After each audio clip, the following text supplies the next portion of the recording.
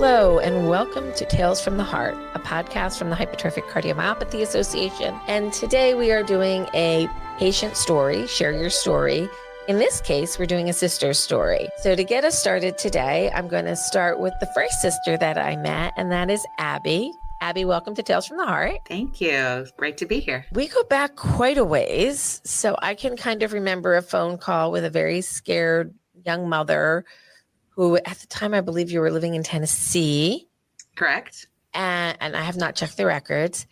And the doctor had recently told you that your heart really looked pretty poorly and a transplant was probably your path.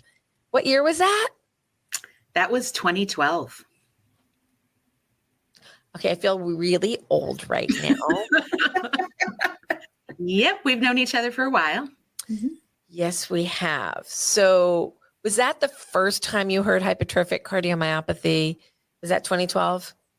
Yes, absolutely. I was 34, never had known of any heart issue, never had heard of the condition.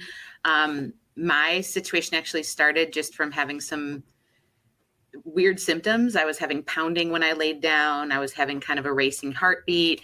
And what caused me to go to the ER was my left arm went numb and tingling. And that scared me enough to be like, okay, something's wrong.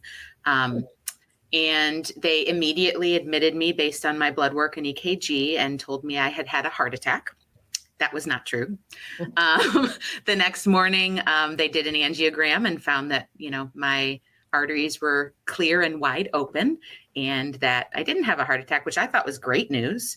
I just had this other thing that was like this little heart condition, I thought, called hypertrophic cardiomyopathy. So you called, we went over some notes and I made a statement that for whatever reason is stuck in my head, looked at the records and said, yep, you need a specialist and maybe a transplant. But by the way things are going, I'll probably beat you to transplant. We'll circle back on that in a few minutes. Yeah.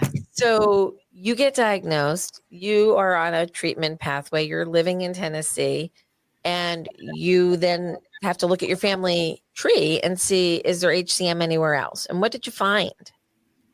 Nothing, like literally nothing. The transplant conversation was actually pretty early on. The doctor, to your point, that I talked to about 2 weeks after this scare, I had an ICD placed for some ventricular tachycardia that I was having while inpatient. And I was still having really bad symptoms a few weeks after being discharged. And when I went back to him is when he just said, and that's when I called you, your heart is like the worst I've ever seen. I studied at Cleveland Clinic. It's covered in scar. You'll probably need a transplant in 10 or 15 years kind of thing. And that's when I found HCMA and reached out to you. But tell me your question again. I was leading up to the What answer. did we find in the family tree? Oh, yeah. So from that, we found the specialist and we found nothing in the family tree as far as prior relatives that had had any issues. What was very interesting is when we went to get some genetic testing done, my sister found some old paperwork that said that she was diagnosed with HCM back like maybe 5 years prior to that or something. But then when they told, this was in the ER, and when they told her to go to a specialist, they said it wasn't actually HCM. So the ER picked up something that a clinician in an office said no to, but technically Meredith was diagnosed first, Abby was diagnosed second, but we didn't realize Meredith was diagnosed until going back to evaluate some symptoms and saying, wait a minute, what's happening here? So Meredith, welcome to Tales from the Heart. Thank you. When was the first time that you remember hearing hypertrophic cardiomyopathy? I was 19. So it happened, it was 19, 20, something like that. I was having issues actually driving to work. I was like falling asleep and I didn't understand. I was sleeping for 10 hours and then I started having palpitations for the first time in my life and I didn't understand what they were. So I did go, actually, I went to urgent care and then urgent care sent me to the emergency room based on my EKG at the time. So then the emergency room did more testing. I went into observation and they said they did an echo. I remember that. And it was like that you have mild HCM is what they told me. And I was like, okay, what does this, like, they didn't say anything else. Like to me, it didn't seem like it was a big deal. So I was just like, okay, it's not a big deal. And then once my sister had everything happen and she said that word, we both were like, wait, because that was the first time cardio issues were in the family. And I was like, I think that was something that they might have said back when I was, going through that stuff. And so I looked and it said HCM. And then we all went to get tested. And then they told me that I did not have HCM, that I had unspecified chest pain. So I had unspecified chest pain for many years, many. And I actually was diagnosed about 10 years later, I think 30. So around 2017, actually in 2017, I was diagnosed at Northwestern. So 2017 is kind of an important year for two of us. Mm-hmm. So that joke that I made the first time we spoke, that I'd probably beat you to transplant, I didn't expect it to be in the same month of the same year that we both got there, but I did go first. I did go first by 2 weeks, 3 weeks, something like that. Mm-hmm. So the magic sauce of this particular podcast is the three people that you're hearing from today have all survived a heart transplant due to hypertrophic cardiomyopathy. And statistically, we're quite rare within the HCM community. About 5% of us will move on to transplant. And there are some things we look at in certain families. I have another family who has, 4 siblings with the transplant. And now one of the siblings, their child has been listed for a transplant. So I just told Mary about them the other day. Yeah, they're amazing. Mm-hmm. I gotta get all them up here. That's a little harder to collaborate. They're all over the country. They're all over the country. We got them down in the South. We got them in California. We got them. I don't know where they all are right now, but we got to find them. Got to bring them back together. We got to do this with them. So sometimes it does run in the family. And so Abby, my favorite moment of yours transplant story is your announcement that it had happened. I love that. I loved it. I didn't even know you could sing. Why don't you tell everybody what you did? So my background is in vocal performance. My degree in college is actually in commercial vocal performance. And I never did it as a career, but I do love to sing. And so I decided to do a Facebook Live after I waited inpatient in the hospital for my heart. And, I was giving updates about how each day went and just waiting on that call. So when I finally got it, I went live and I sang that it was, I had gotten the call. So, and you put it on the HCM page. Yeah, I did. It started off at last. That was the key one. Oh, at last, it was my call. It was awesome, and I was so happy. And your call was it Valentine's Day? I got a call on Valentine's Day, but I turned down that heart. And then the next week is when it happened. The 27th, so it was almost a couple weeks later. Yeah. Mm-hmm. So some years it will be HCM Awareness Day on your day because it'll fall on the last Wednesday. So so I left the hospital on the 14th, and then you got your call 2 weeks later. But we were both February 2017 transplants. Yeah. So my husband says you were his life-saving grace the night of the transplant. He was up all night chatting with you. So thank you for that. I was on prednisone at that time. I wasn't sleeping. I was invested in your successful transplant, and your husband and we were texting. I think I called him a few times. It might have been 2 a.m. It was fun. We did have a good old time, and he's like, they said this. I'm like, it's okay. That's normal. So we got through it. That was a wild time for me because I was just about where Meredith is now, maybe a little bit sooner. So Meredith, you're almost a February transplant. Almost a day away. No, 2 days away. You woke up in February, so maybe I we can did count. wake up in February. So my transplant happened on January 29th. And then I woke up 5 days later and didn't realize it was 5 days later. But so my journey through transplant has really been in February. And funny enough, I didn't realize this. Abby's first call was on Valentine's Day, and I discharged on Valentine's Day. So did I. So did she. I did not know that. That's fantastic. Which is also National Donor Day. Yep. Yeah. And you get like one of the best lines ever. I went home with a new heart on Valentine's Day. Like that stops everybody in their tracks when I explain that. They're like, that is so cool. I'm like, yeah, but I had to go in on Groundhog's Day.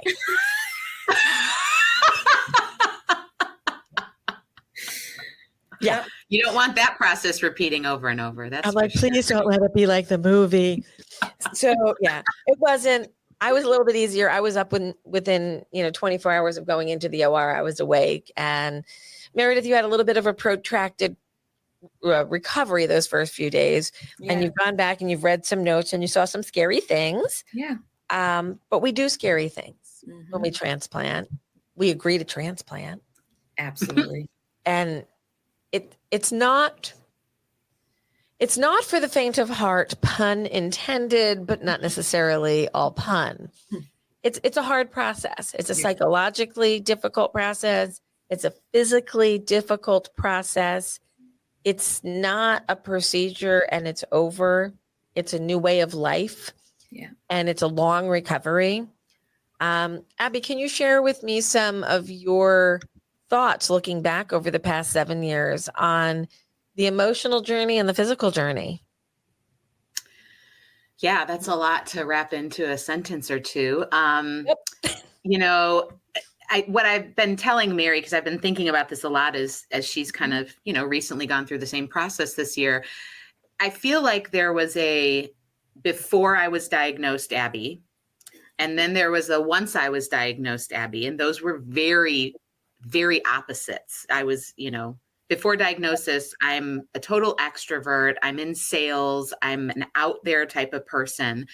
And then after diagnosis, I had to make some decisions. And part of that was I can't do that anymore. I don't feel well.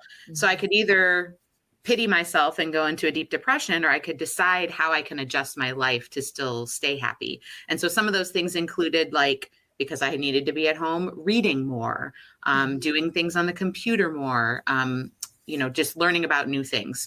And then post-transplant, it's like you have this decision to make of like, who do I want to be now? Because I don't necessarily want to go back to the original Abby that was way out there. There's good things that were in this, kind of calmed down Abby version, but I want to take the good pieces from both and determine who I'm going to be going forward, because there's a reason I'm here. So, I feel like you have a whole new outlook on life, and it is not easy by any means, physically or emotionally, but Meri and I have talked about this. It's like this huge opportunity to like almost recreate yourself that I think if it weren't for this circumstance, you rarely have the opportunity to do. Absolutely. You had to sit down in your place for however long.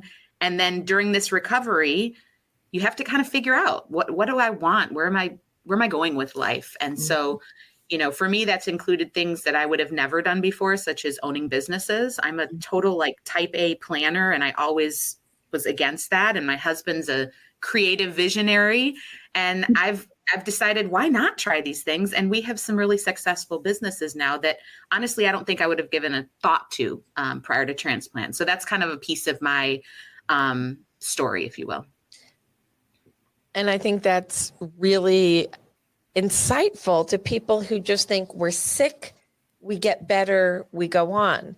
You cannot go through the experience of life with a genetic disease. You didn't do anything wrong. You just won the genetic fault lottery in the negative, right? Like, you got this thing. You've got to manage it. And then they tell you, oh, by the way, yeah, that's not going to work for you anymore. It's either a new one or game over. And that is this unrealistic moment. Like, no, I am not that sick. But you are. And we all go through this I'm not that sick part.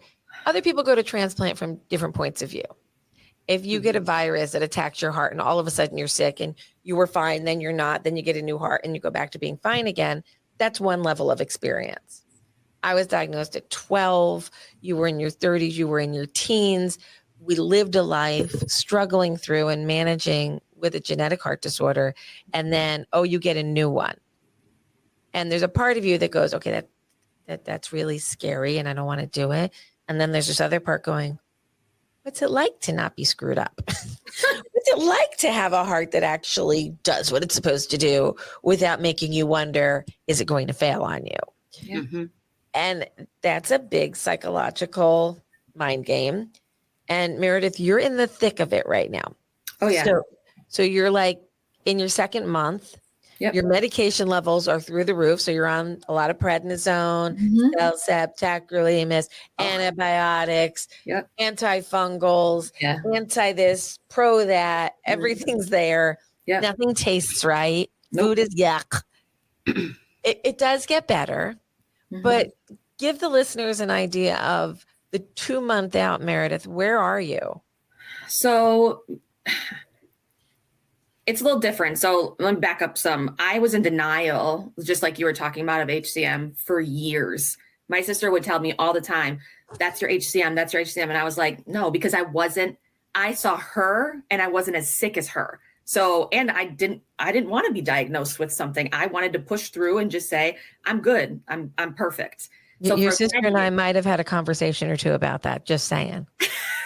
Yeah. Well, I was in denial a lot and she was, she looked out for me, but it took some time for me to understand.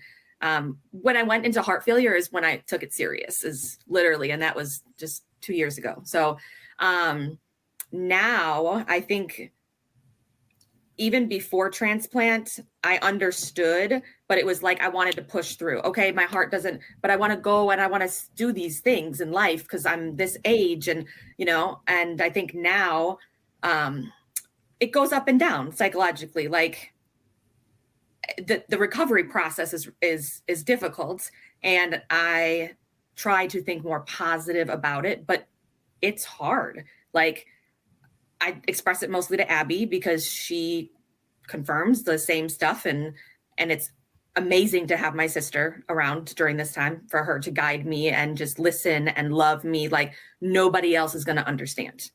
So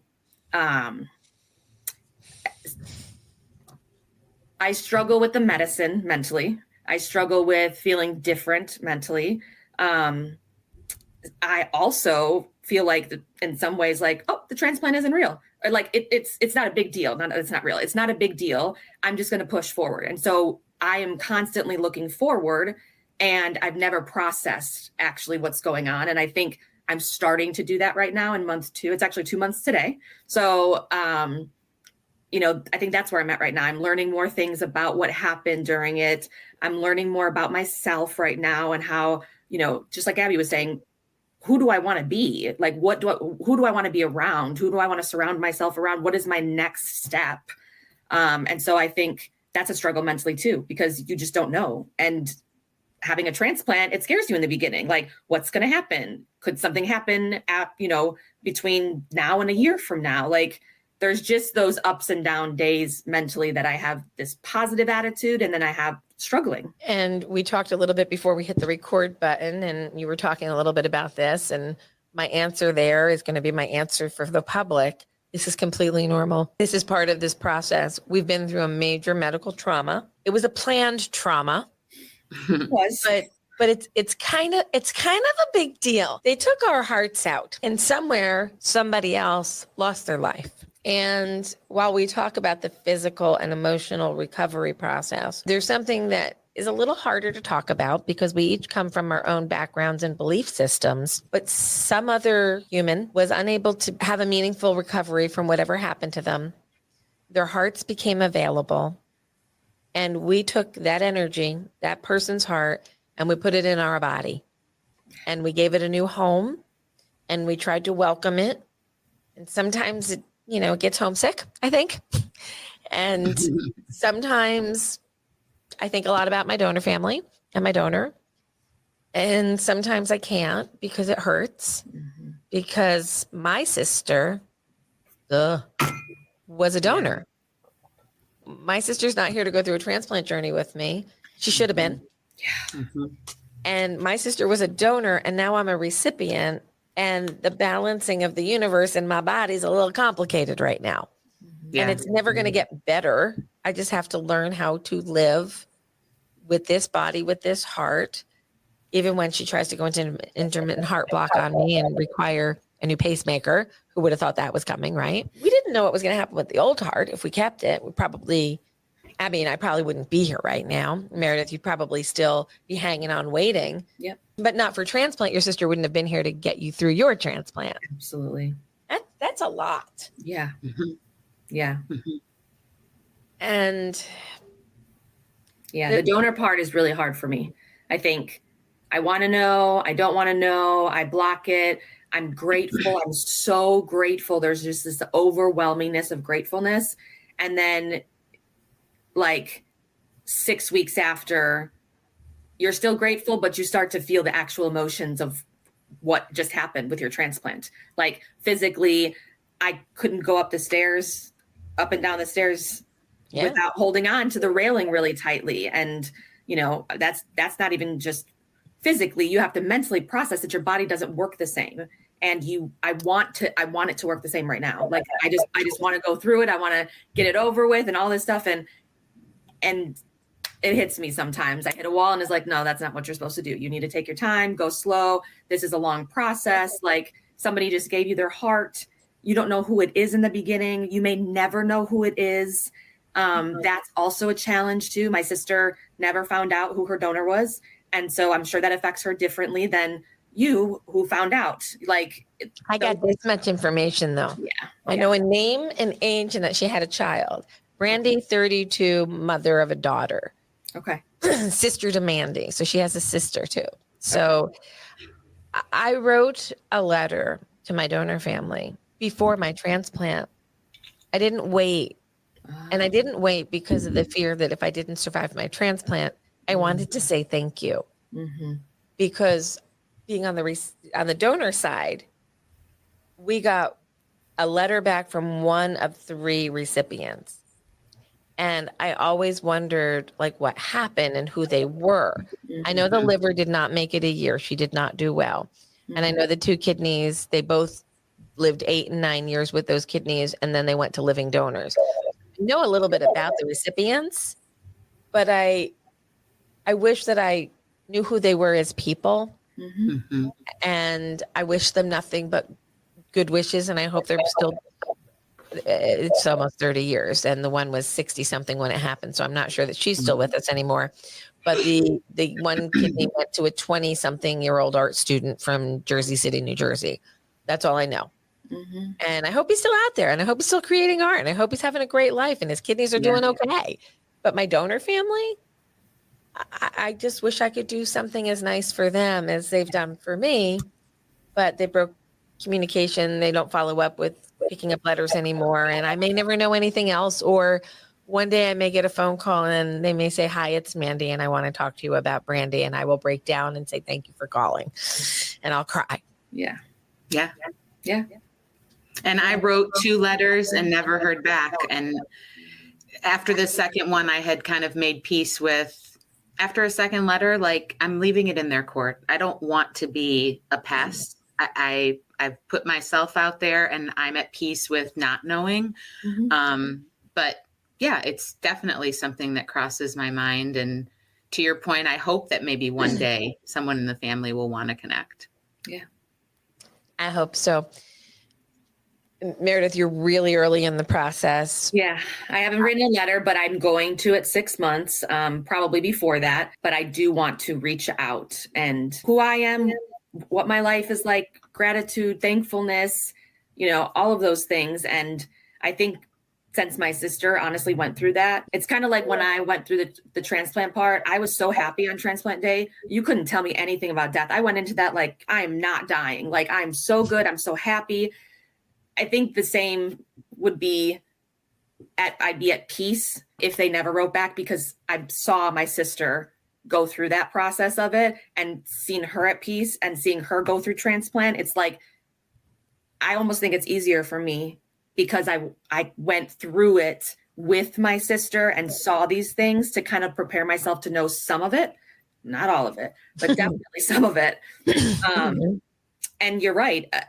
Yeah, I would rather be the patient. Yeah. It was very hard. It's hard to watch our loved ones go through something. Yeah. Maybe we teach as we live. I went transparent to the entire community when I was transplanting because I had two choices: complete silence or complete transparency. Nothing in between was going to really work with, my world, and you guys know me. So it's like, it's all or nothing. I went all. And that meant that I can remember telling people, like, the first time I had sex after my transplant, like, guys, it happened. It's X amount of weeks after. Life can go on. And then afterwards, I'm like, maybe that was an overshare.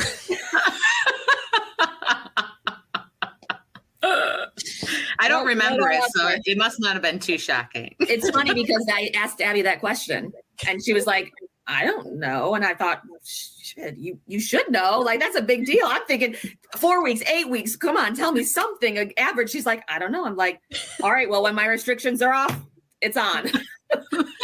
3 weeks. 3 weeks. Just saying. I'm not going to say it was stellar, but it was 3 weeks. Okay. Oh my God. Well, that went down an avenue I wasn't planning on. And this is why I don't plan, because it just has to be conversations between friends. Absolutely. So, and I hope that some of our listeners just had a good little laugh there. It is a kind of funny part of life that we don't talk about with heart disease is, the sex life of people with heart disease, because they don't think of heart patients as, we don't think of intimacy. It's a really important part of recovery. It's getting back to normalcy and normal intimacy and just normal relationships. So we probably should talk about it a little bit more freely, but we won't go down that rabbit hole too much. The other side is like your significant other, your partner or whatever, they go through their own trauma in the beginning and they also want to get back to some normalcy, and they put all this effort into me and Abby, and it's a struggle for them as well. So, yeah. Then there's the more basic logistic stuff. And I still struggle with it with my family. And that's like family parties and food. Like, you've got we just talked about that too. Clean, and you can't have everybody breathing on the food because we'll get food poisoning. And I've done it twice. I didn't do it for almost 7 years. And I've had food poisoning bad twice in 3 months. One left me in the hospital for 3 days. And I was eating in the same room as the head of the FDA, the same food. So just because the FDA is in the room does not mean the food is safe. Jeez. Literally, the commissioner, like, wow, the big guy, was a table away from me. And I'm like, this salad must be safe. And I took a bite of salad at a public event. Don't do that with a transplant. You never know. E. coli, hemorrhagic colitis, 3 days in a hospital. Okay. Don't do it. Okay, that's very good. Well, we're having a baby shower for my niece tomorrow, and Tony and our company is catering it. So Mary was talking about that, and I'm like, oh, that's easy. It's family. You're going first. When the food gets opened, you're eating. Then you're good, then everybody else can eat afterwards. It has stopped me from going back for that second helping, which is probably a good thing. It is probably a good thing, and you kind of just do it, right? You take from there and you go on. But if in some cases we segregate, like my niece will make dip, an avocado or what's that word? Artichoke dip. And she'll make me a separate container and separate out the fruits and vegetables so you can do your dipping, but they'll separate them. And it's just a little step that becomes normal in our family. You get used to it. You guys are lucky now because you're like going to go to the same events and you can have like your own little food service. I said, if I'm not there yet, make me a plate so that I have one before everybody eats. So it's cool that it's family and she's there. It's like, I still have, obviously I'm wearing a mask everywhere, but I still have a lot of anxiety about going out in large groups of people or going to a place. So for me, it would be harder if it was a group event and I wasn't able to say, or I could say, hey guys, can I eat first? It'd just be harder. So I would probably just leave early or eat before I go or something like that. If you're a loudmouth like me at corporate events, I'm like, excuse me, I had a heart transplant. I need to have my plate made first. Yeah, I don't care. I don't. I'm just like, I'm not, you don't need to, I don't tell people I had a heart transplant unless they really know me. I'm like, it's to me, I just look completely Different personalities. Yeah. And I just would feel weird being like that in some situations if I was at work or people I knew, but if it was at an event that I didn't know people. Oh, this is where you make friends with whoever like the catering manager is, and you just kind of walk over very quietly and go, "Hi, I'm a little weird. I'll eat from the buffet, but can you make me the plate in the back so not everybody breathes on it?" And they're like, Yeah. "Oh, okay." So you don't have to make a grandiose statement. Like Abby. Well, sometimes I do make the grandiose statement, like, "Nope, me first," and like, "Sorry, I'm going to be that girl." Yeah. But even when I go to corporate events or, you're doing a business meeting and they're like, "What are your dietary restrictions?" And guys, I've had heart transplant teams come to me and say, "Oh, here, we brought boxed lunches and here's cold cuts and sandwiches with lettuce and tomato." I'm like, "Do you know the rule book that you give us?" Right. None of this is in the rule book. Nope. And then they're like, "Oh, well, what do you need?" I'm like, "Just get me something hot.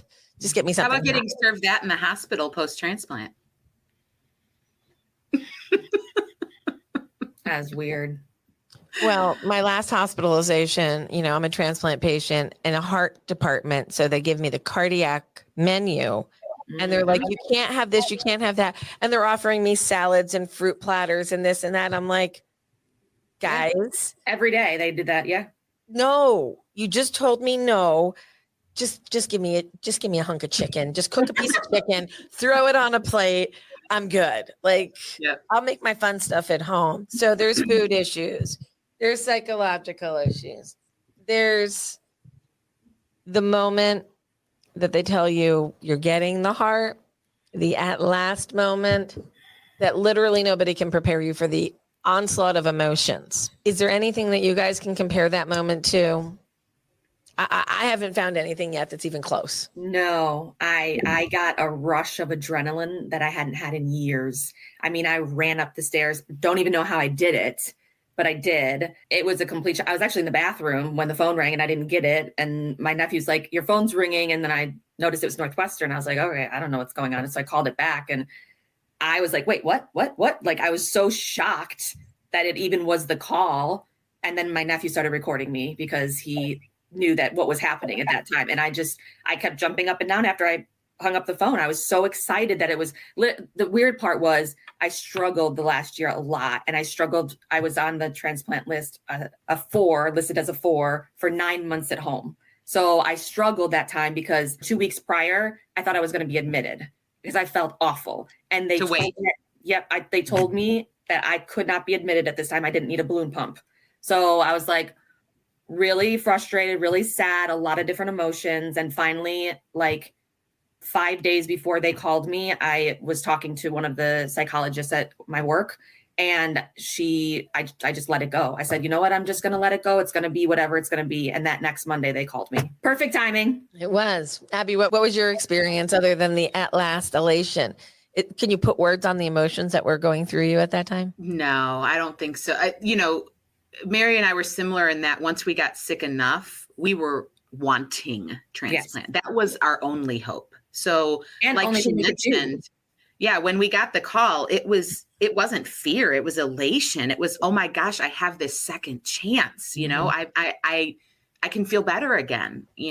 So no, but putting words to it is hard. Is really tough. Yeah. It's fear. It's excitement. There's a little nostalgia, like this is who I am today. Who am I going to be tomorrow? What is happening? Saying goodbye to your heart. That was a huge thing for me. I was like, you weren't going to do it. You weren't going to listen. I made you because of what Lisa told me to do. Yep. I'm like, you got to say thank you, goodbye. And I'm going to ignore it. And I'm glad I did that. I think it's an incredible part of healing. And if anybody's listening to this who's being listed for a transplant, I often remind people, if I'm able to talk to them on that last day or as they're getting the call and getting ready, listen to your heart one last time. Get the stethoscope from the nurse. Listen. And whether you say thank you or fuck you, you have to end the relationship. Mm-hmm. And I thanked my heart for getting me as far as she got me. It was all she could do. She gave me everything. Yep. Yeah. But there was nothing left to give. Yep. So I said, thanks. It's an amicable divorce. I'm getting custody of you. You're not done working yet. Mhm. And I've blastinized my heart, and she teaches today. So my heart is she. It wasn't me. These were some of the psychological lines that I built to help me cope. Yeah. And we all do it differently. There's no rule book. It's like grief. You don't do it one way. You do what Right. works for you. Right. And Abby and I are 7 years plus down the road. I just had my little scare. She's good. Brandy's Yay. pump is good. She just has a little electrical break. And we fixed it with a pacemaker. Mhm. And everybody's like, oh my God, you were sick. No, I was not sick. I had intermittent heart block. I'm fine now. And we still have to take care of this heart. Mhm. Maybe better than we ever took care of our HCM hearts, because they were all broken to begin with. We got broken Right. crap. 100%. Yeah. This one is healthier. This one has the chance of giving us a lot more years with the people we love. Yeah.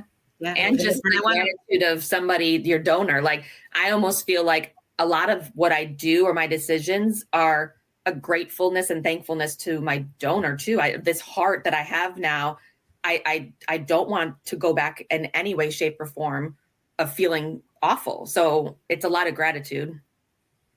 And the other interesting thing I wanted to point out is Meredith and I are 7 years apart within 30 days in age. And we also now are 7 years apart within 30 days of transplant. So it's just amazing to think how the disease progression was like literally our time was up in this body Mhm. at the same Yeah. time. It's 38 years old. Yeah. Yeah. There's a lot that's the same between us. That's really weird. Like things that'll pop up and she'll be like, oh my gosh, we both rejected in the beginning. And Yeah, then we both had a never 2 rejected rejection after that. Yep. So there's just similar, and we have non-obstructive HCM. So there wasn't a way for us to get a myectomy or anything else. It was either you stick with this or you get a transplant. And I did all of the studies that they had prior, and it wasn't enough. They sent me to the heart failure team. So It is a wild journey to get through transplant. It doesn't end. It just keeps evolving. And statistically speaking, HCM patients do pretty much better than almost any other group of patients because the engine is broken. Everything else is still in good shape. Yeah. Yep. Meredith is now rebuilding muscle that she lost while being sedentary and being sick. And that's going to take several months to regain. Yep. And you're going to go to PT, you're going to OT, you're going to get your brain clear again from all these meds and all this illness. And it's going to take you a good 6 months to a year to fully heal. Yep. Give yourself the grace of time and look at your sister and I. And I'm coming to Chicago, and I'm hoping that maybe we can all get together for a little drink or something. Yeah.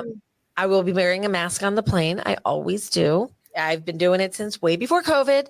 And if anybody wants to give me shit about wearing a mask, I will have a conversation with you. Mhm. If you feel that you have the need to tell me your opinion on this, you're going to get schooled. So keep your mouth shut, people. Amen. Oh, I have schooled people. What do people Have you think? scolded family members before? Just curious. No, Okay. no, they got it. Okay. They get it. They get it. They get it. Good. But strangers have this real need to comment. Yeah. How do you think that works with the Jersey girl over here? Not well. I would just be like, pull down my shirt and be like, do you see this? Do you see this? This scar is something, which is why I'm wearing a mask. So you don't have anything to say. Oh, sometimes I'll travel with my heart in a box and I'm like, yeah, I this is my heart. This is why I'm wearing a mask. Like literally, do you want to see it? I will show you. We will do a full dissertation on what's wrong with it. Speaking of that, I actually had a heart in a box, which is a new concept now. So that was a difference between me and Abby. Mhm. Do you know how far your heart traveled to get to you? Yes, I It was do. in Chicago. It was in Chicago. Oh, okay. Yeah. So it went across town in a box. Mm-hmm. Correct. And actually are you familiar with Gaforian? He's the director of heart failure at Northwestern. That's her physician. And he was telling us that the industry is kind of transitioning to using the box even for brain death hearts, that keeping them perfused and giving them more time and all that stuff is really what they're leading towards, which was interesting to us. And he said statistically that the heart in a box is either the same or a little bit higher as far as how well people do. Outcome. So so for those of you who aren't geeks in the transplant world, and I will leave it with a little educational note today, and maybe we'll come back in a couple months and revisit and see how everybody's doing. But there was changes to the procurement system, and frankly, there's going to be changes again. And I don't think I like where they're going, and we have to write to UNOS and explain this isn't going to work for us. But they started with a mileage guide that wherever the donor was, they would draw a 500-mile circle, and that if you were a 1 or a 2, you'd get the first call. It'd go out to 1,000 miles, a 1 or a 2 on the list, then that would be your heart. If there's no 1s and 2s in that 1,000, then it comes back to the 500-mile, and then they look at the 3s and the 4s, and they build it up that way. But you could get a heart that's 1,500 miles away that has to be transported all that distance. Yeah. Wow. And if you put the heart in a box and you keep it perfused, so heart in a box hooks it up to a circulatory system that's mechanical that helps the blood perfuse through the muscle while it's in transport. The old way, and y'all saw them, they came in igloo coolers. Yeah. Literally On ice. igloo. Yeah. On ice. Yeah. So mine went for 3 hours out of the body, and it was on ice, and then it gets restarted. Mhm. If you can keep it perfused, they kind of wake up a little bit happier when they're put in their new home. So super cool technology. I think it should become more standardized, but now they're talking about, rather than a 1, 2, 3, 4 listing, that you're going to get some points, and where you are in your points on any given day would determine where you stand on the list. But HCM patients fail differently. Yeah. Mhm. And if you wait for us to get really, really sick, we're going to have a harder time recovering, Yeah. and we may not recover because there's no safety net for us. Mhm. Some people know what a left ventricular assist device is. It's a pump Mhm. that can pump for your heart. Our hearts can't fit them. So mechanical support is not an option. Mhm. Not many of us will do well with balloon pumps. Some of us will. Some of us need certain medications. Others ones don't tolerate it. So when you're coming up with new allocation scores, they have to take into consideration the variation of heart failure, not just the concept of heart failure. And we're going to have to speak up a little bit more loudly as this process is evolving and it goes in for public comment, because what I'm seeing so far does have me concerned. But this is where advocacy and the patient voice comes to the forefront For to make sure. sure that we are heard. Absolutely. Ladies, it has been lovely talking. I do hope we come back and talk again and Sure. continue the story. And we thank you to both of you for taking an effort through Heart Month and getting proclamations in your towns signed for HCM Awareness Day, and going off and picking up one from a different town.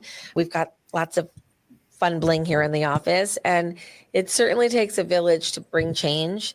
Does. And sharing stories as powerful as two sisters who got transplants 7 years apart, pretty powerful. Yeah. And Illinois is next on my list. I want to get the state. we're going to get the state. We'll talk about some strategies there. And Okay. on that note, we'll leave you as the cliffhanger, and we'll come back with more. I thank you for joining us on Tales from the Heart. Thanks to all of our sponsors. You can get a full list of sponsors at 4hcm.org. And thanks to Joey for doing our editing. And stay tuned for more content from us. You can catch us on YouTube, Spotify, wherever you get your podcasts, iTunes. I don't know all these things anymore. I'm too old for this stuff. But it's out there in the universe. Go get it. Thanks, everybody.